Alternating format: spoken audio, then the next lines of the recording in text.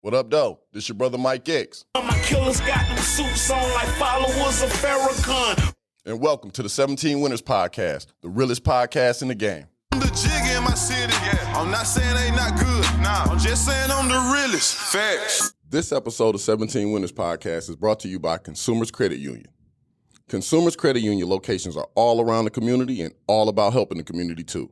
It's their mission to better people's financial lives with education, the latest tech, and full-service banking, checking, savings, mortgages, and loans of all kinds. Consumers is a trusted business banker as well. Stop by a location near you. They're ready with free coffee, Wi-Fi, and smiles. Consumers is federally insured by NCUA. All loans are subject to approval. Rates, terms, and conditions are subject to change and may vary based on credit worthiness, qualifications, and collateral conditions. Equal housing opportunity provider. What up, though? It's your brother Mike X. Welcome to 17 Winners Podcast. Welcome to another. I'll be talking this same thing every time I get ready to start the podcast, man. This is another special episode, right? But the reason why the episodes be special like that, the way that they are to me, is because of the people that I'm interviewing on the podcast. It's not just like me talking to random people. It's me talking to people who I actually have some level of connection to, some level of relationship to. And a lot of times it be kind of kicking it about the good old days in the joint, right? If that's a thing. So needless to say, this is another one of those episodes that is probably going to be near and dear to me, one of my more important episodes, because I'm sitting here with a brother. And actually our relationship is special to me in that I was just telling somebody the other day, I was talking about you and I was explaining the role that you have here at Michigan Liberation as well as in the movement overall, right? Uh-huh. And I was explaining to him that, yeah, not only do I know Nick, like, yeah, we was in the joint, but like, I know the brother from the perspective of, at one time, I was more of a mentor to him. Uh-huh. And in these days, the brother has become a mentor to me. And that's really a beautiful, what we call it, a development in our relationship, right? Uh-huh. Because it just shows like we're both growing and we're both getting to different levels in life and we're able to help navigate each other through it, right? Because those was different times, right? But that small thing said about our relationship, I want to do a little bit of history on him because, you know, the brother you did serve, 11 years in the penitentiary? No, I served 7. 7 years in the penitentiary. Came home, but home for a long time, so I ain't even got to, like, dwell on how you got there too much. But, you know, the brother went to the penitentiary, came home, and has done remarkable things out here in this free world and in the fight for the liberation of our people overall. Like, it has blossomed from just... And I don't want to say like just criminal justice reform, but like it's bigger. Yeah. It's a bigger calling. Yeah, learning is a bigger calling. You know? But I think it's appropriate enough to say, you know, where does the idea come from? You know, criminal justice reform, but even before that, you know, just coming up through the teachers. Yes, sir. Through the conditions of prison, and you know what a lot of people on the outside don't see of us on the inside. You know, folks usually think. Well, I always get the questions, how many fights you been in? Did you see people getting raped and things like that? Right. And I always try to express to people, you know, we did a lot of laughing. Yes, you know sir. what I mean? But yes, not sir. only did we do a lot of laughing and there a lot of joking, you know, there was guys that took things serious. You know, we, on the outside, we look at like going to community forums with our state reps, where on the inside, we had block reps. Yes, sir. You know yes, what I sir. mean? Like small versions, microcosms of and this it took real. me a minute to like kind of understand that. Yes, sir. Like, what was this that we was experiencing in there? And you think back, you know, I never served as a block rep, but, you know, always been in those conversations and kicked off a campaign on the inside off of one.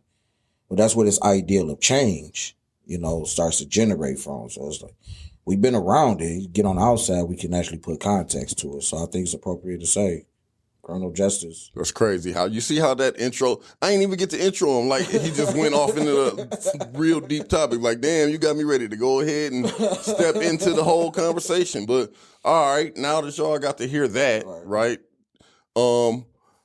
Introduce yourself formally to my listeners. Like, what's your name, bro? Where you from?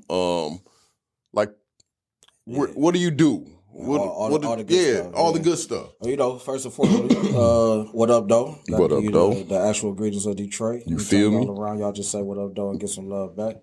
Name Nicholas DeFell Buckingham. I think growing up, you come across many names, right? So I got a penitentiary name, Nick X. Okay. You know, one I haven't really carried since I've been out. And just recently, going back to the motherland, I was able to acquire my Gahenian name, which is Echo Ebijajim. And so it's a name that Echo means I was born on Thursday. Okay. Yeah, it's much deeper meaning to that, but overall, like they named their children based on the days of the week. Mm-hmm. And the day of that week carries the attribute of what God did that day in the story of creation. In the story of Genesis, right? That's hard. So it's like what happened on a Thursday while God was creating, Yeah, so that goes back to like the fact where you got that X from in the Nick X, where it's like get rid of why we call it the X. We don't have our last names. We don't have our names connected to where our people, how we really are named. So now you have that connection to like how you really are named. Yeah. So say your name again, bro. Echo. Echo would be the first name. Okay. Call that the day name. Echo. The day name. Okay. Yeah. And Ebijajim would be my family. Ebijajim? Yep. That would be the culturally fit, So is that Kiswahili? Damn, don't give me it's on the tip of my tongue. I ain't gonna. It sounds like it. Well, you said it's Ghanaian, so I'm not even sure what the predominant language of Ghana is. It's but on the tip of my tongue. I definitely appreciate that little tidbit of knowledge because I didn't even know. Yeah. So when I go to Ghana, I'm Echo. Echo. Okay. My American name means nothing to them. You know what I'm saying? So yes, I don't use the name Echo here, because I don't want to be one of those that like. How brothers get into the whole African movement, the whole tap, and then they become the thing without actually experiencing the thing. So, I don't want to do that. I am who I am. Gotcha. But yeah, co-founder, co-director, co-executive director of Michigan Liberation. We're a statewide network of organizers, formerly incarcerated folks, people impacted by the legal system that's organizing to build effective campaigns. Across Michigan, we do this through a lens of abolition and healing. And yeah, I've been home for, what is this, 2025? I've been home for about 12 years now. Yes, sir. Yes, sir. I first got introduced to organizing probably in my third year out, coming out of my community college, and come across an organizer, and she talked to me about building power, and I thought things I was doing was building power. Already, yeah. And she broke it down like you ain't got no people behind you. You can't do the things that you really want to do. So I've been on this path of building power amongst, formerly incarcerated Black people, bringing us into a modality of healing, through somatic practices, and going at the system, strategically, effectively, and not afraid to raise the bullshit. You know what I mean? A lot of my campaigns are the ones that, people be like, hey, yo, you out your rabbit ass mind. You gonna go against the prosecutor? You gonna go against the Supreme Court? Like, yeah, why not? That's exactly what I'm gonna do. So yeah, that's a tad bit of my work, who I am. Man, it's crazy how you did that, your breakdown, because I want to highlight the fact that the way that you got into organizing was through college. Because I honestly, I guess I never asked what led your charge, because I just naturally assumed your charge was the same as mine, in that, we both came through the Nation of Islam. Yep. And then we both also went through a program inside that helped organize this type of thinking. Yep. Right? So I just assumed you naturally went right to it, but you went towards higher education first. So let me back up, because the academia then introduced me to organizing. Right? Okay. So, and you're right, like coming up through the system, it was mentioned earlier, like I think by the time we met, we was on our way home. We had like a couple years left, right? Yeah. And so I just left Muskegon, where I was the coordinator for the Nation of Islam there. And Which is myself, you know, it was a couple other brothers, that Jason X, Jesse James from the Street Lords, he was with us. It was quite a few of us, man, and we got together. It was like, you know, what would it look like if we was to boycott using the phones in order to lower the cost of the phone calls? Because we look at phone calls with our family as a rehabilitative method, something that the system wasn't giving us, right? And so, you know, we did that, you know, in Muskegon, and it was able to spread to a few other prisons where, like, you know, we'd go a couple days, we'd go a couple weeks, nobody using the phone. You know, good coordination. I ain't going to say it was 100% perfect, but the end result was that the cost of the phone calls came down. You know what I mean? And it was at that time they locked us all up. They spread us all across state. And I had came back to JCS. It was like, okay, I'm on my way out, you know? Yeah. And at that time, honestly, I was just doing some shit that it made me feel good. It felt cool. You know what I'm saying? It gave you your penitentiary brownie points. Power, yeah. You know what I mean? And so I didn't know I was actually organizing. I didn't know that I was campaigning at that time. And so when I came home, like that drive to still be community, to still show up, you know, what they say, what's the duty of a civilized person? You know what I'm saying? Like I always kept myself in that prom. Yes, sir. And I knew for a fact, you know, while I was incarcerated, like, yo, I'm going to school. And there was two things I wanted to do. I wanted to invest into stocks. I wanted to be heavy on Wall Street, right? Oh, yeah. Yeah, I wanted to be super heavy. I was studying that shit in prison and all that. But I also had a thing of psychology. Okay. I like people. I like how we think and the thought process. I want to study the brain. I want to study how people interact with people and the things around them. Okay. And so when I came home, this is a little quick story. I got my financial aid while I was incarcerated. Okay. Yeah, my mother did some shit, you know. it's over with now, so you know what I'm saying? But, you know, she pulled some strings. It was like all I had to do was get the parole and come straight home, and I'd have been in school. You know what I mean? And so I wanted to go to school for psychology. And I remember, you know, going through like my first week, I had this black teacher, my math teacher. She was just kicking it real with me, right? My first day I stepped into college was my first day I walked out after violating parole.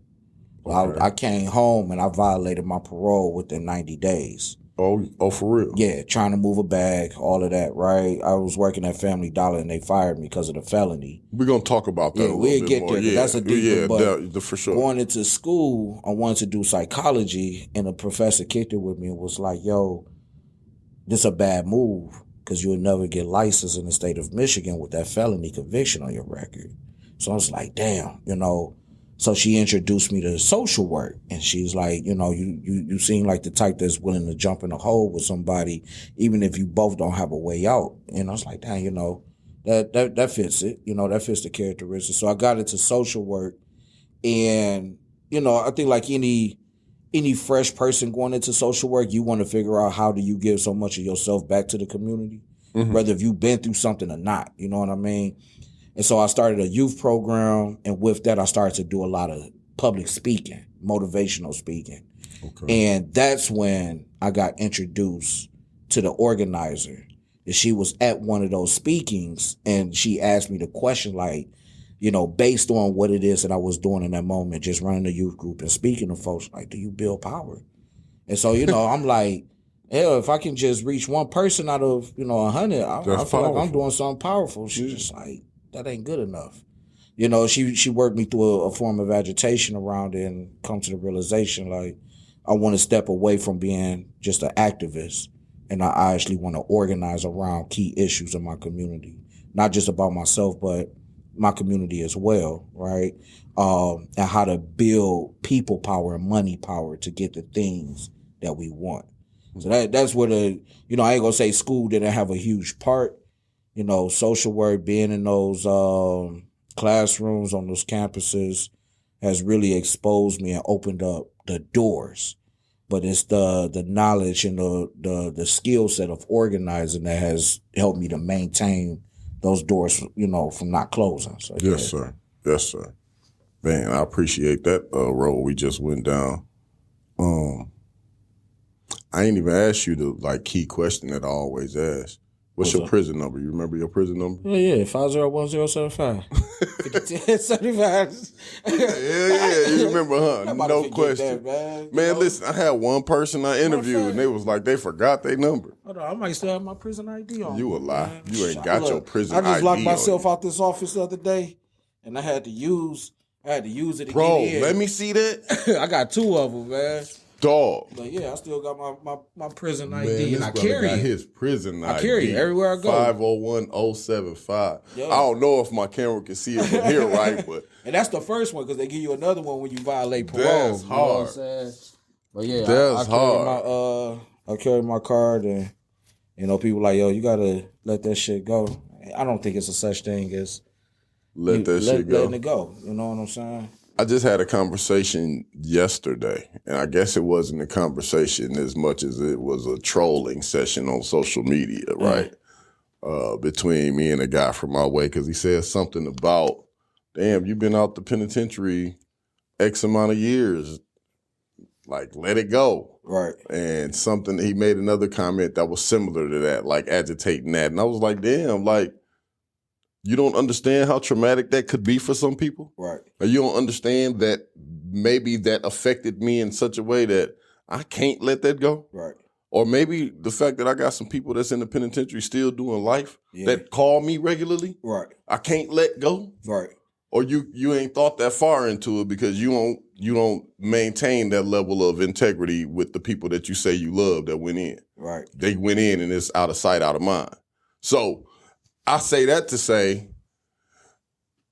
I 100% agree with you. That ain't necessarily something, because it ain't holding me back. It's not like I'm woe is me because I went to the penitentiary. Not only have I been able to, I think, heal or am on a healing journey from it, hell, I've developed commerce from it. That's Right. what my brand is. That's what my businesses are. Yep. Based on, cause I remember saying it while I was in the penitentiary, I'm going to make them pay me for all this time I just had to do. Right. Well, I wasn't finna stick my pistol in nobody's face and make them give me no money. Yeah.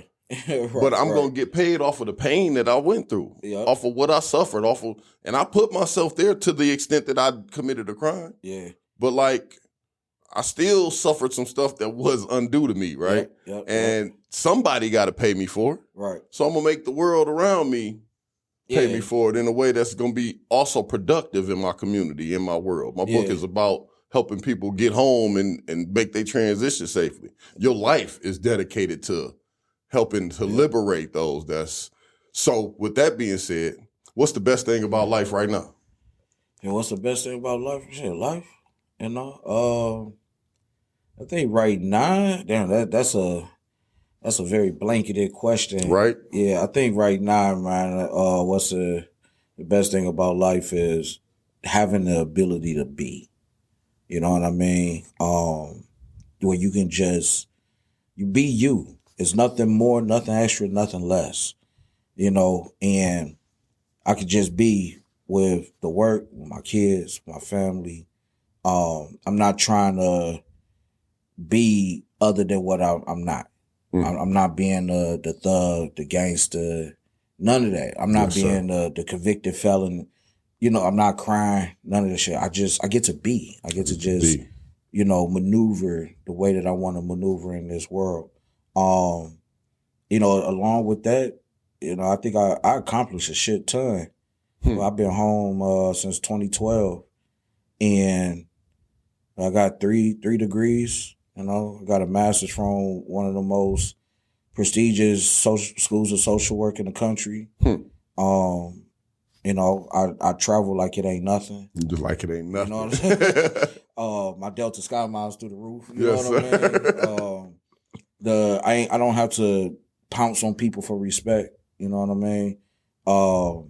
Just learn to be. Sir. And with that, there's a discipline there to just be. And I think we learned this from the nation You know what I'm saying?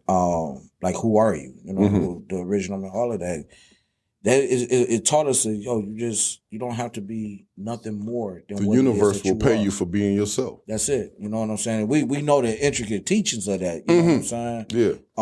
But that's been one of the blessings. And honestly, you wouldn't believe this. I probably came into this thought of that, about like 3-4 years ago. It's like I'm going through this healing journey, and within that journey, I learned like, just turn the shit down and just be you. You know what I'm saying? I'm not no criminal justice expert because I've been to prison. It's like there's people been there longer than me. You know what I'm saying? I ain't no crime specialist because I was actually committing my crimes and found guilty of. I'm not the specialist, but I am just an impacted person that is allowed to be in this world. You know what I mean? So yeah, I know that's probably like over. No. But yeah. I was right on point. And the reason I like to ask that question at this point in the interview is because I go back to the penitentiary, right? So I go back into the trauma that you came out of, and I don't want you to get off into us having that conversation and be stuck there. I want you to remember before we even go off in there, the best thing about life right now, you feel me?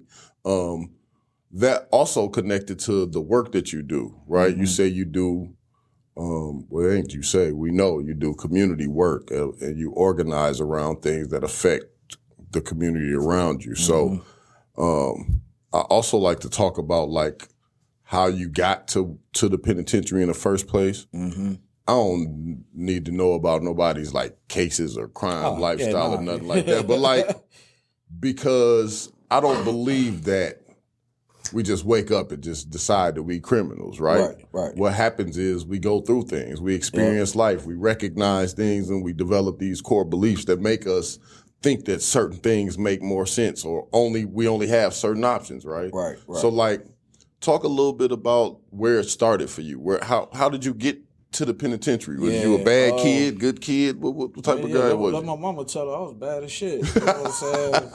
It's like, don't, I think any parent would say that, but I think ultimately, like, it starts in a household. You know what I mean?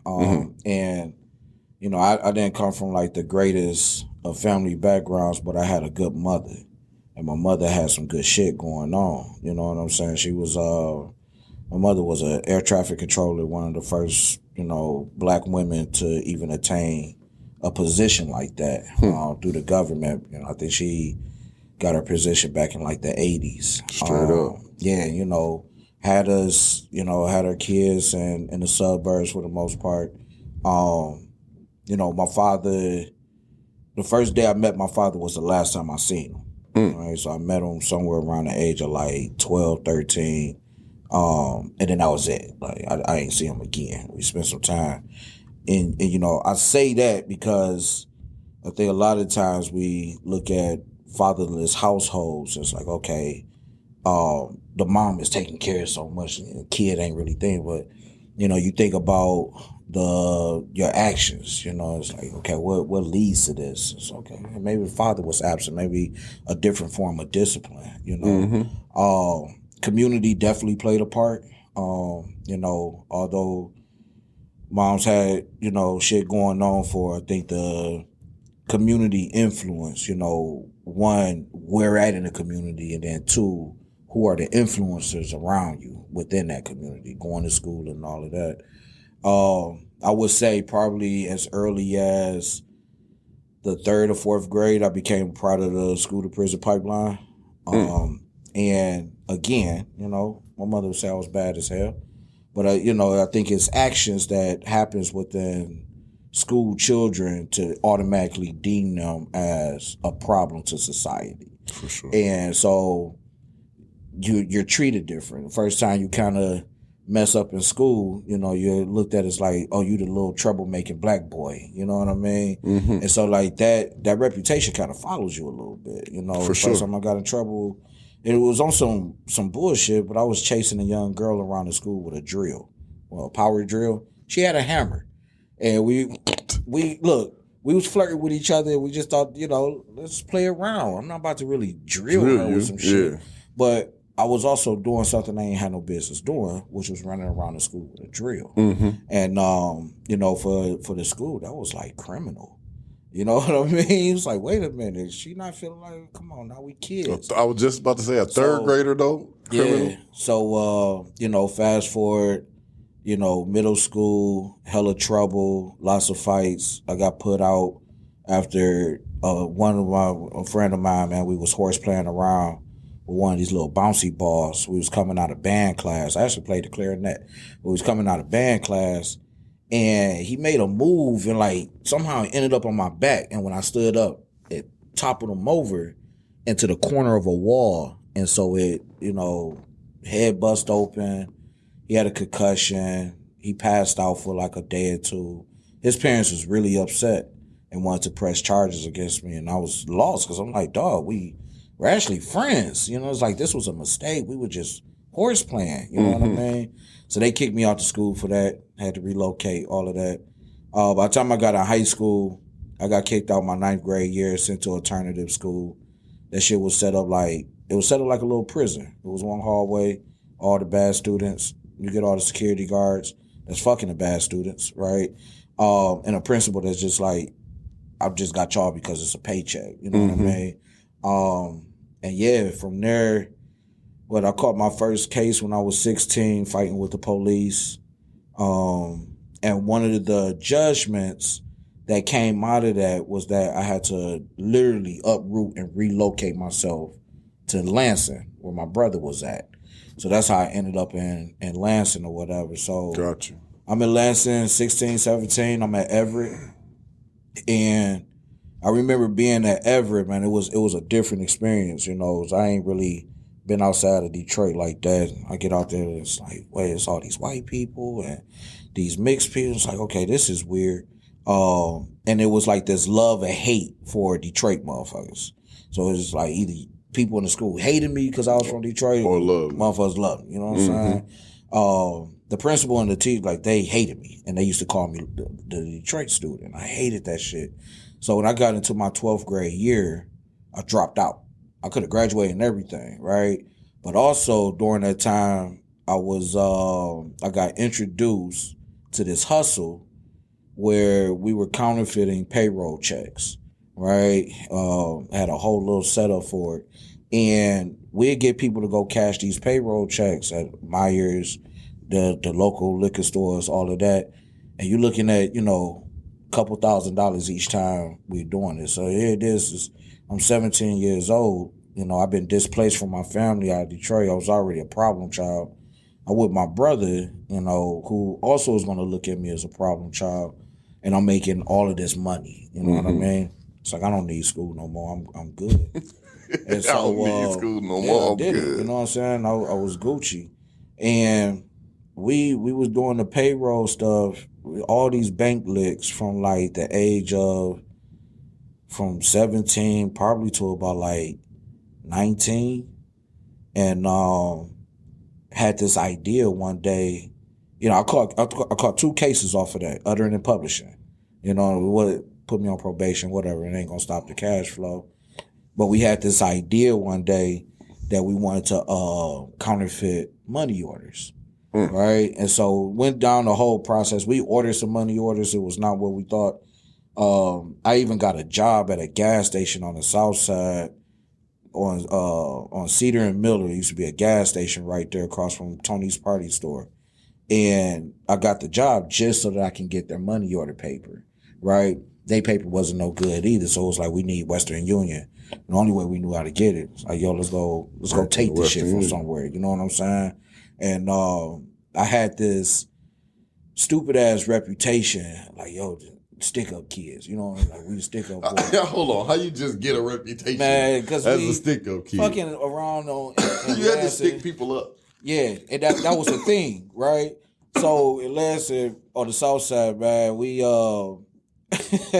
we were like a little jump out crew. You know, like we would run up on motherfuckers and beat their ass and take their money and all this shit. I had one or two guys like, okay, I'm gonna actually pull the gun on, but it was never a thing of like I'm about to really go mask up, kick in your door and rob you. You know, it's like I'm not out here robbing dope diggers and none of that. You're just kind of catching. Yeah, I'm just catching randos. Running pockets. And one time, man, we hit somebody. He only had like $3. Yeah. I'm just trying to get to the store. Yeah. Like, we too, man. We need that's that. how Though, it you know what I'm saying? So everybody lean on me. Like, dog, we gonna go hit Myers. I'm like, Myers. And Myers, it's like, okay, so we actually go inside Myers, and I'm in here with this big ass Tech 9. I'm looking around, I'm like, no, we not about to hit Myers. Bro. So my dude, man, he pressuring, like, nah, man, we gotta get this money. And so we landed at a party store. I ain't gonna say the name though, because I ain't, reconciled my issues with them yet. Okay. But yeah, we landed at a party store in Lansing and went in there and laid it down and got the money order machine. And we went to town. Mm-hmm. We printed up some shit. And from there, this is what I learned, like motherfuckers that was super close to me. One, trying to make money at a young age, it just wasn't working. You know what I mean? And so folks got to talking. Next thing I know, here's a Crime Stopper report that came out, everything about me on. I'm like, wait a minute, how did this happen? They know exactly the house that I'm at. They come raid the house, come straight to the hiding spot. No, they don't even need to look at the ID. You were Nicholas Buckingham. And I'm like, well, you got me. You know what I mean? Damn. And whisked me off to prison and shit, man. So, I tell the story like that because a lot of times, like, you got to come from like a very bad condition. Or you gotta be, you gotta just be hella street and all this. Like, yo, I was just a young dude trying to really figure it out, but I was also broken. Mm-hmm. Situation going on with my mother, my own household, catching a case at 16. That wasn't a downer for me. That was actually a stripe on the sleeve. Like, yo, I went to jail at 16. Y'all little motherfucker, you know what I'm saying? So I come out, I'm thinking I'm big dog. People don't understand that. I highlight that in my own story because when I was running the streets, in my mind, going to the joint was just part of the levels of my OG, right? Like, it's like you gotta, in my mind, you had to sell some dope, you had to steal a car, like you had to rob somebody, you had to shoot somebody. You had to do all of the things in my mind. Yep. So like going to the joint, I was like, okay, well, it'll be my turn.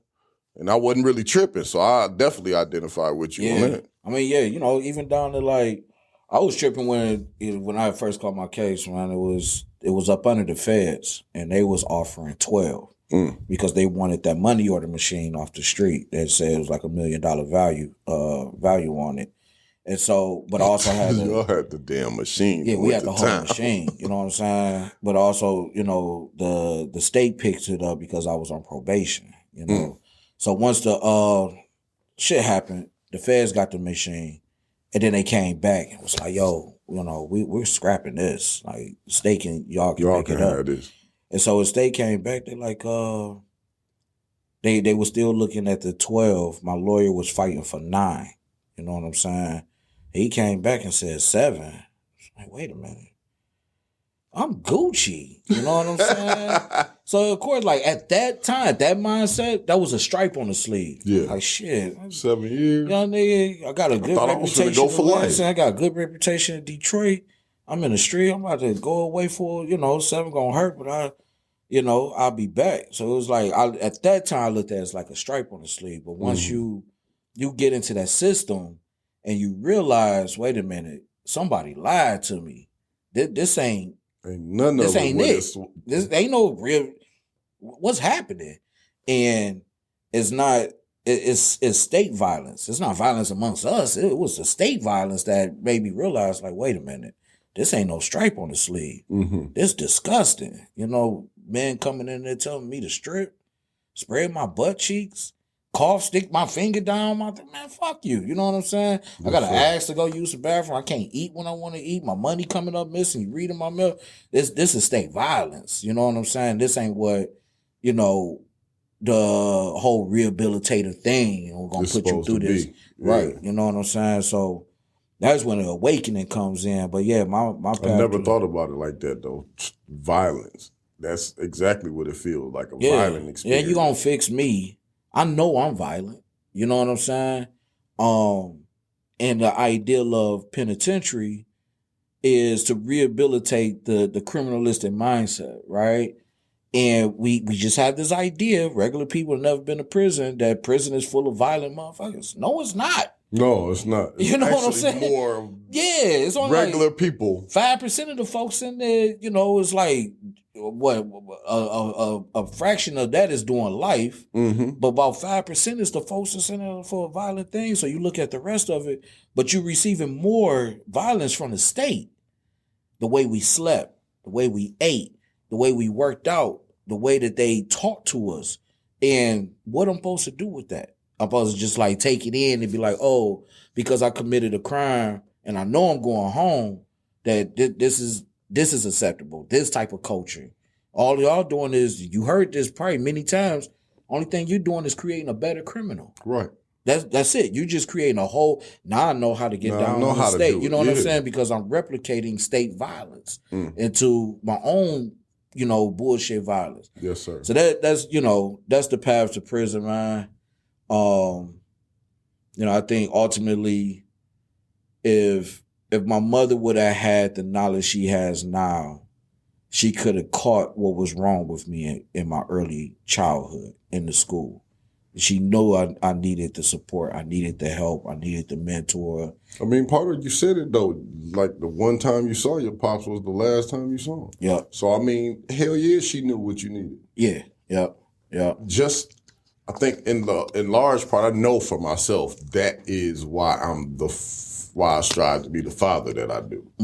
Because I know for a fact that had my dad been able to get himself together in time to catch me, right, I would not have gone down the path I went down. Yeah. I'm in the similar shoes as you. I didn't grow up in the worst conditions. Like my mama was not only a great mother, but a great provider. She was able to continue to level herself up. Right.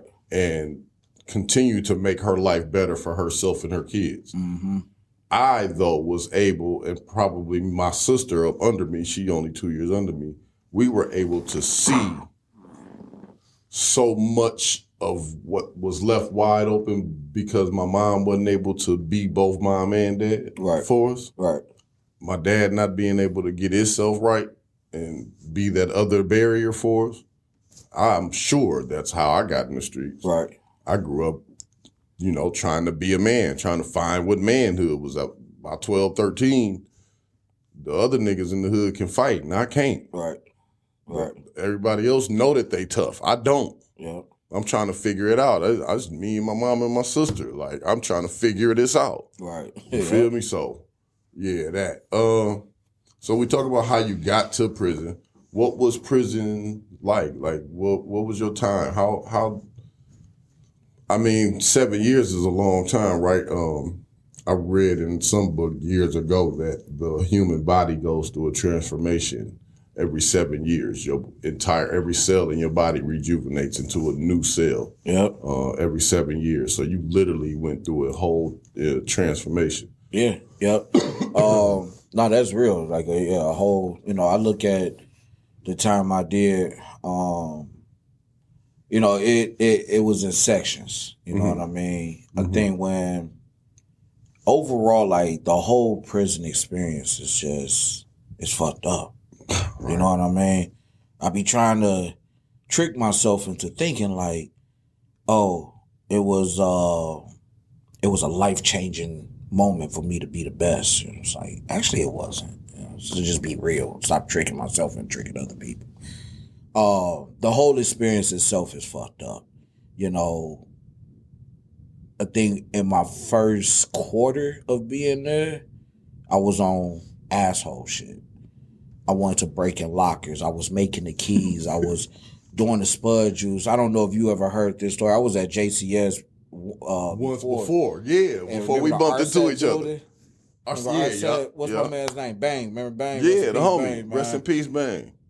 Oh my God, bro. We was so knuckles. I think Black was there. I can't remember. Of course, Black was Black there. was there. Man, I broke in the RSET building to go steal the cigarettes, bro. And I got caught. Did hear about that. Oh my God, man. I got caught in the RSET building by an officer in the locker inside the Trying to steal the cell. cigarette. And I'm cleaning it out, and I'm like, yo, it's supposed to be like 6-7 bags of tobacco. So this is around the time when they took tobacco out. From us, yeah. So we all collecting bags of tobacco. So I'm in there, I'm looking for it.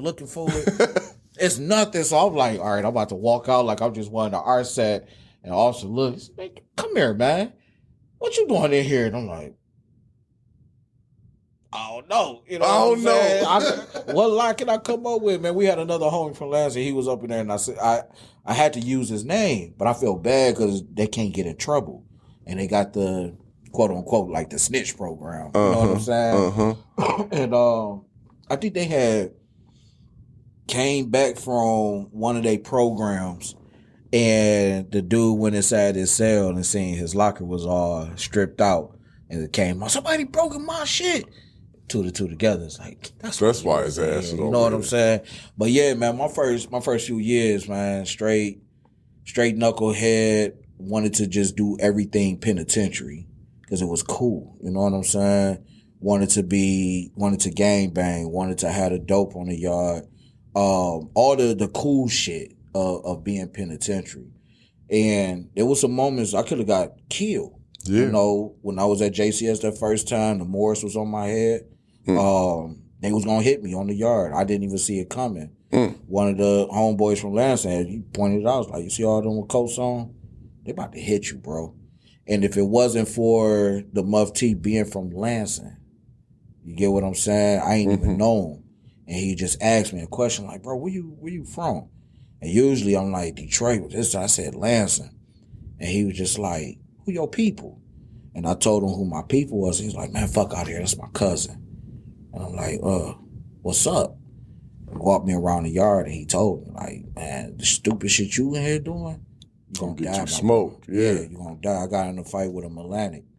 Oh, wrong thing. That's the wrong thing to do. Wrong thing to do, bro. This nigga, and it ain't even necessarily got nothing to do with like how tough nobody is. Yeah, like, it's just like these motherfuckers don't stop. Once they start, bro, they don't stop. The thing, man, I got in a fight with over the same, breaking in lockers or whatnot. JCS wide open, so it ain't like you gotta go break in the cell. You just in the walk locker, right up. You know what I'm saying? And that was the flat screens when the first flat screens was first getting in. All of that, and I had hit a lick, and dude like he wasn't even part of the lick. He just wanted me to give him something. And, I brushed him off like, nah, man. He punched me in my eye hard as hell. Like, he was shorter than me, man. He reached over, everybody was like, boom. It's like, damn. So we sitting there scrapping on the yard. And the brothers had ran up. Now, when I went, I got my ex. At Muskegon? Nah, actually, I got my ex in Adrian. Okay. Oh, Adrian. Yeah, leaving out of level 4 into level 2. Some things happened with my daughter, and one of the brothers seen me on the yard, emotionally, and, pulled me in. It was like, yo, you ever heard of the minister? I'm like, who? What? None of that. Brought me out to service one day. We watched a video of the minister, and I got hooked. You know what I'm saying? I got through the APAC, all of that. So I had my ex early on. I just didn't know what the hell I got involved in, right. You know what I'm saying? I didn't know the history or none of that. I just knew I was a part of something. And I was still on asshole stuff. Right, I was still doing my bit. I just got introduced to something. I got to JCS, like, I wasn't using Nick X. But, brothers know. People know when you hit the yard who is who. Yeah, of course. And when they seen us fighting, man, a couple of the guys came up, was like, yo, y'all both got X's on y'all name. Y'all about to get disciplined for this. I'm like, what? Brother, I want y'all out there on the track, suited and booted, state shoes, state blues. And you ain't got no opportunity to say no. Fact. And I right there, I was like, damn, they gonna kill me. Mm-hmm. Man, they had me run that track to my toes bled, bro. Damn, they gonna kill me. Yeah, they gonna kill me. You know what I'm saying? I ran that track so much. So it was, my first few years. Stop though, right there, bro. Because what did that do for you? Because people don't understand that, and when we get to kicking it, sometimes on this podcast, I have to stop. Yeah. So that my listeners can kind of understand a little bit better what you, because you say the brother told you both of y'all got X's on y'all names. What the hell you mean y'all fighting? Yep. Yeah. So to just square it back, when you got that X, you got that ill, that bay, you looked at on a higher standard. On a higher, pedestal. You expect there's higher expectations. Yeah, higher and your behavior. All of that. And it's not just coming from the yard, it's coming from the administration as well. Right. You know what I'm saying? And just between the Atlantics and the nation, you're talking about two of the most respected groups, religious organizations. Yeah, this ain't for gangs sure. or nothing. Nothing like that, yeah. Yeah, religious organizations that have, tremendous amount of power across the state, across the country, on the inside and on the outside, you know what I mean? And but it's also a knowledge that you come into and you carry yourself based on that knowledge. Yes, you know what I mean? And the first recognition is that we brothers. Yep, and that's first recognition, we brothers. And to violate that, it's like, okay, that's a real violation. It's a real violation. You actually know better. Yeah. You know what I mean? Yeah. And so when a big homie approached me, I knew, like, you don't go against the grain. And that's the thing about it. It's like we're taught this and we're expected to act according to this knowledge. Yep. But there's also a discipline and a reinforcement factor that exists too. Yeah. Because if you would have said, man, I don't care nothing about that X on my name shit. I ain't finna run. What you talking about? Nigga, I ain't finna go running nowhere. Yeah. What would have happened then? You know what I'm saying? Right. Yeah, so there's a enforcement level of it too. Big enforcement. I would have got my head knocked off. Especially being a youngin'. Yes, sir. The millennial I got in a fight was already down 20 years. Oh, yeah. So he was somebody. Yeah, he was somebody. Mm-hmm. But he also knew better. You know what I'm saying? But then there's also this other, it's a thin line. You don't play with bullshit. You know what I'm saying? And a lot of those guys, they didn't play with the bullshit. Yeah. But I was around a good group that, they didn't tell us to go in the bathroom. They said, yo, go suit up and boot it. Go in the bathroom mean, finish the fight off. Yeah, go finish that fight off. And try to get away with it so nobody can see it. In the toilet room, yeah. And the slippery floors and all of that, man. Yes, sir. No fair fights in the bathroom. But Facts. he like, yo, suit and boot, you on the yard. And of course I was angry. Mm-hmm. You know what I'm saying? But it does something to you around recognition, respect. I knew that if I can get through my discipline and my awareness, they're going to respect me a little bit different. I'm not going to buck up against the grain. And also, like, I want this. You know what I'm saying? It was just something about... It feels like manhood, honestly. Yeah, honestly, something, been lacking in our lives. So when brothers came, like, yo, y'all got to get disciplined for this. It was like, yo, all right, let's do this. Let's get it. So me and dude that had to run, we actually the best of friends now. Yeah, like we running this shit. It's like, man, you got a good hit on my eye, bro. You see this, right? But yes, sir. We got to get through this. Yes, we got to run. We got to do our push-ups. We got to go do our pull-ups, all of that. And we going, I had to recite my, APAC. I don't know whatever you had to do. But we got stuff we got to owe to each other and our individual organizations. Yep. So I say, that cycle of my life in there probably ended around like my 3.5, maybe going to 4 years. I end up at Pugsley. And I was Pugsley, that's like close to up north, right? Yeah, I was I think the last prison just before you hit the bridge. And it was a level 1. Okay. And I met the brother Nelson, Babyface Nelson there. You know what I'm saying? And he poured into me. Rest in peace to him as well. He homeboy from Lansing. Mm-hmm. And he pulled me much closer into the nation. You're talking about Joseph X, Nelson, X, BFN. Yeah. That's my brother. Yeah, rest in peace to Joseph X. Man, he actually did the same with me. Pulled you in. Mm-hmm. Yeah. He had his bouts. No, he was a real gangster, but he was a real brother. Yep, he was real brother, real love, man. He pulled me. It was always about, what would the minister, what would the Honorable Elijah Muhammad, So it's like, and he's also seeing me at my work. When I hit Pugsley, I ain't know why did y'all put me at this prison? It's a bunch of those folks. It is a bunch of people on medication. I don't belong here. You Right, know what I'm saying? Pugsy was nuts. So, and you know, I'm going wild. I get my first knife. You know what I'm saying? Okay. I'm robbing the white dudes for their spud juice. Nobody was allowed to make Easy spud licks, juice. yeah. I'm getting tattoos. They move me. All of this shit. One of the guys that snitched on me ends up at Pugs. I beat his ass on the yard. You know what I'm saying? So it's like we had a nice little Lansing crew up in there. But Joe, he was just pouring. I'm like, damn. And I woke up one day, you know, it's like, yo, I can't be. And he actually coined the term for me, penitentiary. You know, people come in, y'all want to be penitentiary so bad. And so he always say, man, you gonna die being penitentiary, huh? I'm like, what the fuck does that fucking mean, man? That's where the fuck we at. We in the penitentiary.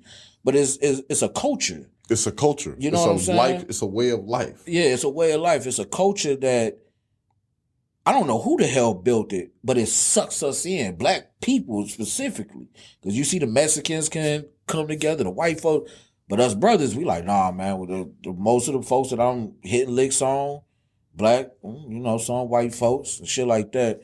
But man, he pulled me in, and I feel like that middle part of my incarceration was me really getting into the structure of the nation. I'm really getting into the teachings, you know what I mean? I'm doing more studying, I'm reciting, I get rid of the beard, I'm eating right, I'm exercising, I'm bringing other brothers in, like I'm really pouring in.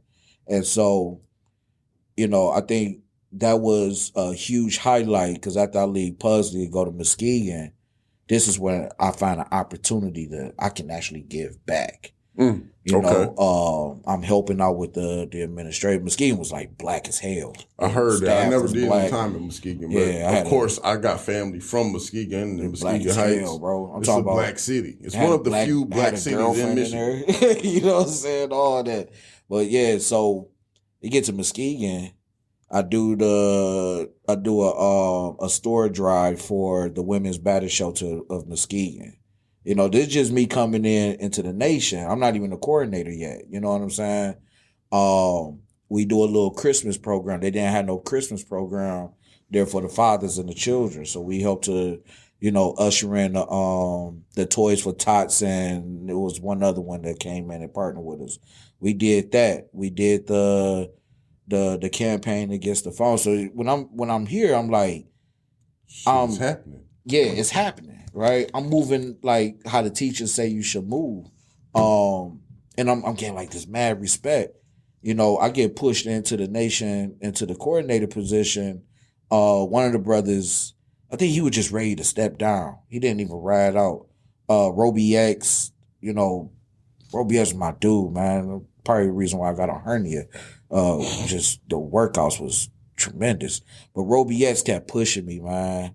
Jason X, there was a few other brothers there. It's like, you know, one, the history of folks being a coordinator don't never really fall into the hands of a young dude. So that's what I was about to stop you and say. So because you didn't do as much time and your experience wasn't as deep in the nation, you didn't get a lot of like what I experienced. And so you happen to be blessed to have bumped into some good groups of brothers where, no, he wasn't riding out or leaving, but there was a battle happening in the Nation of Islam for years in the penitentiary, and that was elders not wanting to relinquish positions. Because you got to remember, the position of coordinator makes you feel like you're little Minister Farrakhan. So who wants to not be that? Right. And you've been that for the last 5 years or 10 years, because they got those positions back when there was not even a full established Nation of Islam in the joint. So brothers like Roby X, who've been down 25 years when you met him, right? He had been a coordinator since he was 20. That's right. Yeah. You know what I'm saying? Because he was in the nation early on, back before we even had services and study. It was a whole different look. It was a whole different look. So now that we 20 years in, brother, y'all in y'all 40s, y'all need to be relinquishing this to brothers in their 20s. And them brothers were so used to running and moving like the minister, they was like, shit, I'm the minister. I ain't going nowhere. They ain't going nowhere. But it was those brothers who were studying and who were staying on top of the teachings like the minister instructed, who were doing that. Young brother, you need to stand up. Right. It's the young that lead the fight. Right. It's the elders that give the game to the youth. Yeah. I mean, yeah, this guy, Roby ain't there, but he been down. Calvin was down, 20 plus years.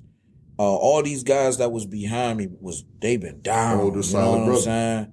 And I came standing on my two, fresh perspective. Right. I'm 100% loyal. I'm disciplined. I'm strong. You know what I'm saying? I can't get down. That matters. All of that. You know what I'm saying? You call, I will be there. You know what I mean? And yeah, man, they went back and forth of like, because I didn't want to do it. Because I'm like, that responsibility. Yeah, when y'all it first putting this comes, on me. it's like, bro. I'm still trying to smoke weed, y'all. Yeah, They man. like, hey, bro, you can still smoke weed. You know what I'm saying? You just can't be on the yard doing your shit. You know, so it's like, they put me there, and I remember clear as day. It's like, I think my first 3 months, man, it was rocky. You know, it's like, y'all gotta, and many times I wanted to give up. That wasn't the right move. Just give up. And they kept pushing me and pushing me and pushing me. And to where, like, I felt confident. You know what I'm saying? It's like, yo, I am the coordinator. And it was, it was a big deal of, like, my age, you know what I'm saying, my experience and all of that. And I was like, it didn't really stop nothing. That was just me getting in my own damn way. But did hella work, you know what I'm saying, for my time that I was in that position. I'm talking hella fucking work, you know what I'm saying? And I felt good. Everybody, that was probably, when I was at Muskegon, man, that was probably, I know this is like cliche to say, but that was probably the best moments I had in prison.